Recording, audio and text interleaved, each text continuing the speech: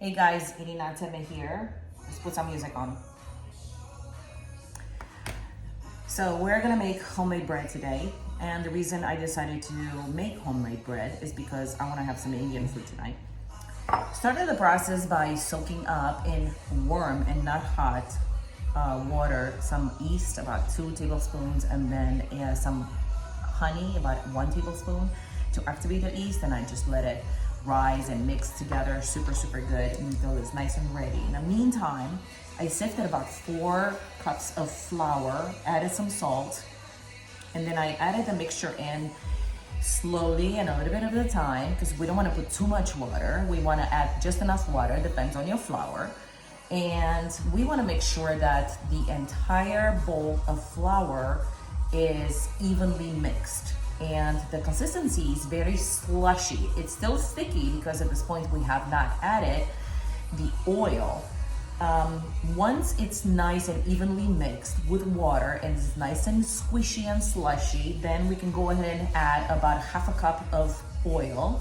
Again, that depends on your flour and how much oil it take. I suggest you take it a little bit at a time and then you can add some more later.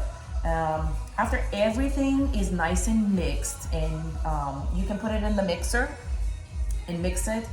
I first mixed it by hand because I wanted to kind of feel the consistency of it, and then when I was satisfied with the consistency, I just added to my mixer and then let it rise for about an hour, and it has doubled in size and it's nice and plump and it's very spongy like.